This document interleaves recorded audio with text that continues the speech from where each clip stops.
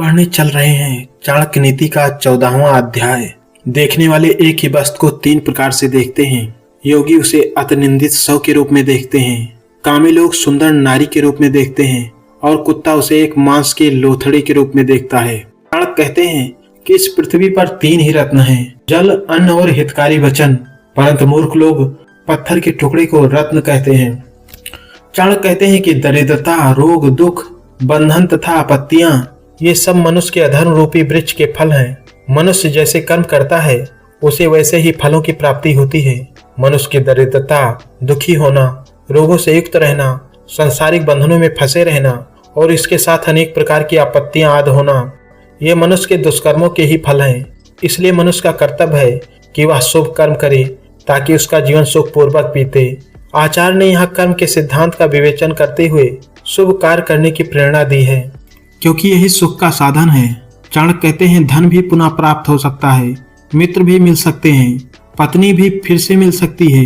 ये सब वस्तुएं मनुष्य को बार बार प्राप्त हो सकती हैं, परंतु यह शरीर बार बार प्राप्त नहीं हो सकता। चाणक्य कहते हैं निश्चित रूप से बहुत से मनुष्य मिलकर शत्रु को जीत सकते हैं। मनुष्यों का समुदाय अर्थात उनका संगठन शत्रु को जीतने में उसी प्रकार सफल रहता है जिस प्रकार इकट्ठे किए हुए तिनके जल की धारा को रोक देते हैं, अर्थात घास फूस का छप्पर वर्षा के पानी से रक्षा करता है। यह बात देखने सुनने में बहुत सामान्य प्रतीत होती है, परंतु यह है अत्यंत महत्वपूर्ण। जिस परिवार में मतभेद होते हैं, आपस में एकता नहीं होती, वह परिवार नष्ट हो जाता है। इसी तरह जिन परिवारों में अथवा देश के लोगों में एकता है, मिलकर काम करने की इच्छा है, वे भयंकर से भयंकर शत्रु को पराजित करने में समर्थ होते हैं। वृक्ष की एक शाखा को कोई एक बच्चा भी तोड़ सकता है, परंतु जब पतली पतली शाखाएं इकट्ठी हो जाती हैं तो इन्हें शक्तिशाली हाथी के लिए तोड़ना भी कठिन हो जाता है। चाणक्य कहते हैं जल पर तेल, दुष्ट व्यक्ति के पास गुप्त वार्ता, सुपात्र व्यक्ति को दिया गया दान, बुद्धिमान का शास्त्र ज्ञान, ये सभी बातें ऐसी हैं जो पूरी होने पर वस्तु की शक्ति अर्थात विशेषता से बिना किसी प्रयास के स्वयं फैल जाती हैं। इनका विस्तार हो जाता है। पानी पर यह तेल की बूंद डाली जाएगी तो वह बूंद के रूप में न रहकर उस पर फैल जाएगी। इसी प्रकार दुष्ट व्यक्ति के पास कोई रहस्य गुप्त नहीं रह सकता। सुपात्र व्यक्ति को दिया हुआ दान और बुद्धिमान व्यक्ति को दिया गया शास्त्र ज्ञान, ये सब अपने आप अपनी विशेषता के कारण चारों ओर फैल जाते हैं। चाणक्य कहते हैं धार्मिक कथा आदि के सुनने के समय शमशान भूमि में और रोगी होने पर मनुष्य के मन में जो सद्बुद्धि उत्पन्न होती है, यदि वह सदैव स्थिर रहे तो मनुष्य संसार के बंधनों से छूट सकता है। जब मनुष्य धर्म संबंधी उपदेश सुनता है तो उसके मन में अच्छे विचारों का उदय होता है। इसी प्रकार जब मनुष्य किसी मृत व्यक्ति के साथ शमशान भूमि में जाता है तो वह समझता है कि यह शरीर नश्वर है। उस समय उसके मन में पापों से मुक्त होने की सद्भावना उत्पन्न होती है।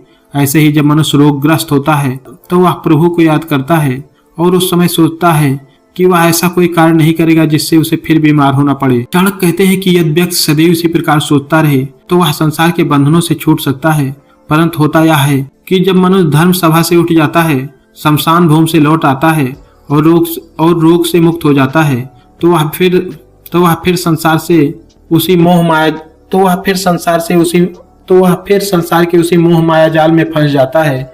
यही माया है।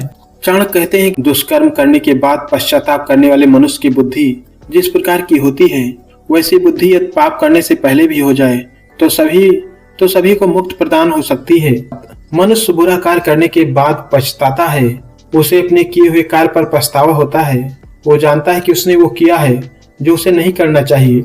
चाणक्य कहते हैं कि यदि दुष्कर्म करने से पहले ही मनुष्य के विचार वैसे हो जाएं जैसे पश्चाताप के समय होते हैं तो कोई भी दुष्कर्म ना हो। चाणक्य कहते हैं कि दान, तपस्या, वीरता, विज्ञान, विनम्रता और नीतिवान होने में मनुष्य को सबसे बड़ा होने का अभिमान नहीं करना चाहिए, क्योंकि पृथ्वी अनेक अमूल्य रत्नों से भरी हुई है। चाणक्य कहते हैं जो जिसके हृदय में बसा हुआ है वह यदि बहुत दूर है तो भी उसे दूर नहीं कहा जा सकता, और जो जिसके हृदय में समाया हुआ ही नहीं है वह बहुत निकट रहने पर भी दूर प्रतीत होता है।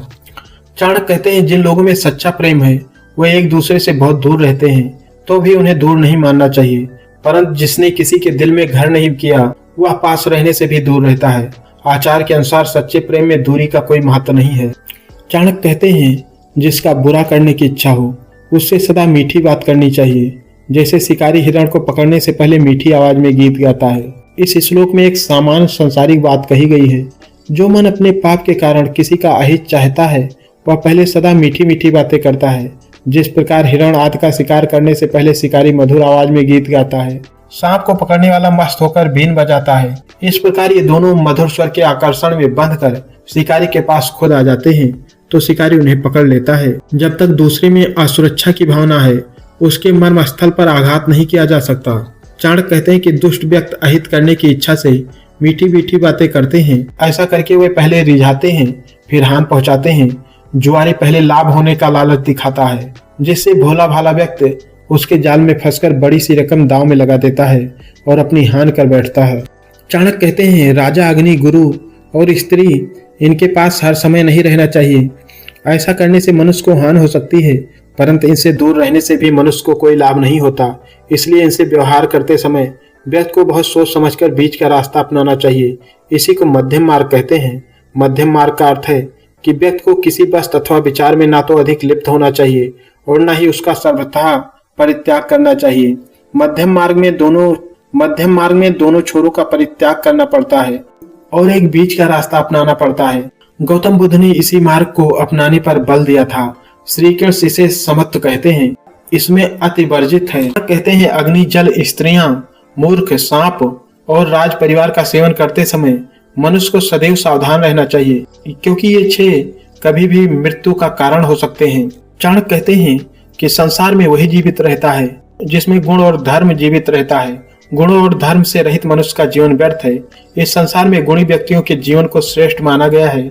इस प्रकार धर्मात्मा व्यक्तियों का जीवन ही जीवन है, परंतु जिस व्यक्ति में ना तो कोई गुण है और ना ही धर्म, उसका जीवन बिल्कुल व्यर्थ है। चाणक्य कहते हैं हे मनुष्य, यदि तू किसी एक ही कर्म द्वारा सारे संसार को अपने बस में करना चाहता है तो तू दूसरों की निंदा करने वाली अपनी वाणी को बस में कर ले, अर्थात दूसरों की निंदा करना छोड़ दे।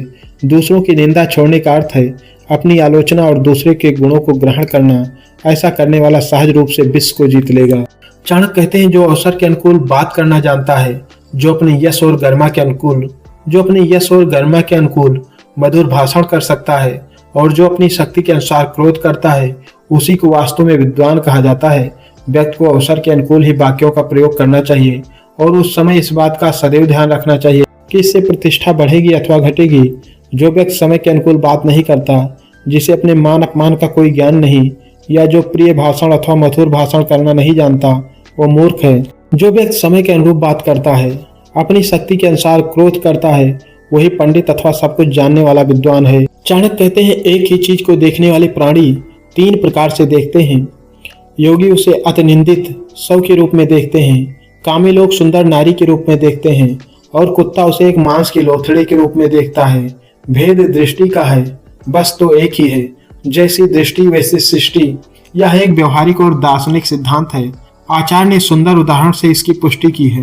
चाणक्य कहते हैं बुद्धिमान व्यक्ति को चाहिए कि सिद्ध की हुई औषधि, अपने द्वारा किए जाने वाले धर्माचरण, घर के दोष, स्त्री के साथ संभोग, कुभोजन तथा सुने हुए निंदित वचन किसी के सामने प्रकट न करें।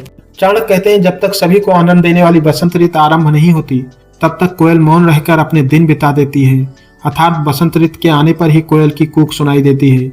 इसका भावार्थ है कि बड़े व्यक्ति को बड़े धैर्य से सही समय की प्रतीक्षा करनी चाहिए।